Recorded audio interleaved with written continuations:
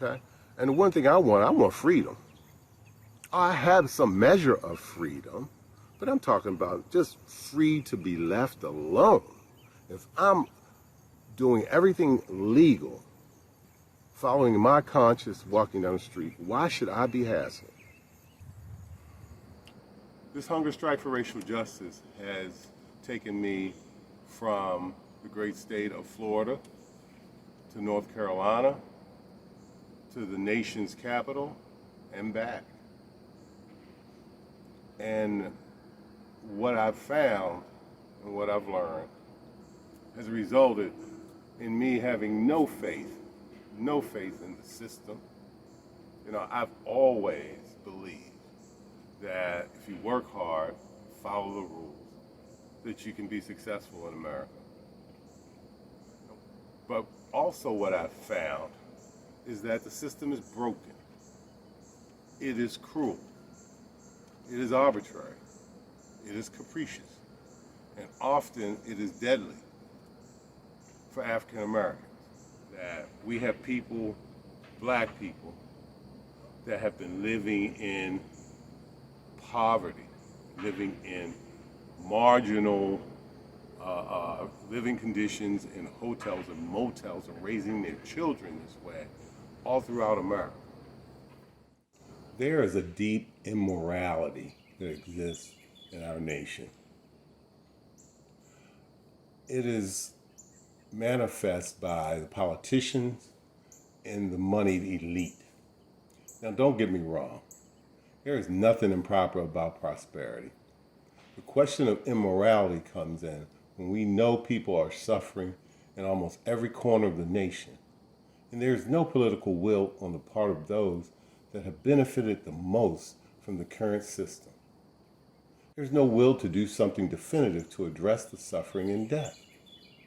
Now, imagine if Bill Gates, Jeff Bezos, Warren Buffett, Mark Zuckerberg, Larry Ellison, Larry Page, Sergey Brin, Michael Bloomberg, Steve Ballmer, Jim and Alice and Rob Walton, Charles and Julia Koch, Jonathan Gray, Elon Musk, Tom Rutledge, Joseph Iannello, James Diamond, James Gorman, Lloyd Blankenstein, and Michael Corbett all held a summit to save America, to try to intervene in what we've seen in this country during the pandemic, to cut off the suffering in this country.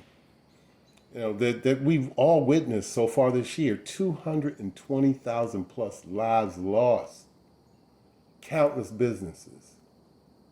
Are you telling me that we would not be successful, that we could not end the suffering? There is no doubt that if this group of the money elite came together and held their own summit and invited Washington to it, that we could not solve this problem. And that is the immorality. When we have the means and the minds to address and alleviate all the suffering in our nation. But those who could devise and facilitate the rescue continue to be consumed by their own profit and their own wealth. Now, those of you who've been following me know that I wrote and penned a poem. It's called The Ground Truth. The truth of the tree is its roots. It is the ground truth. Is the truth of the American tree one of liberty and justice for all? Or is it as it was when America was born, one of racial divide and dual justice?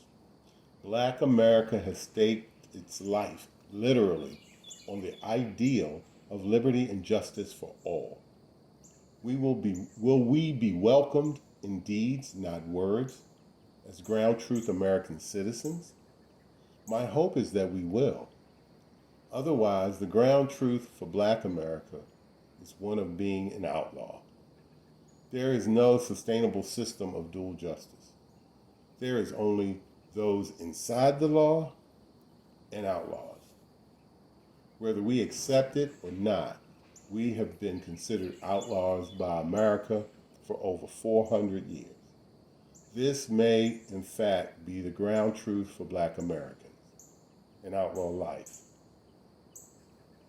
Now, I am from Baltimore, Maryland, one of the most corrupt police forces in the nation.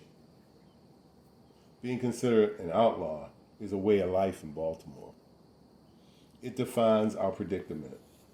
When those in charge are immoral and project cruelty on the people and represent law and order, you have a right and really an obligation, a responsibility to be an outlaw and to fight against it. That's where we find ourselves. That's where I believe we are after 49 days of a hunger strike. That's my conclusion.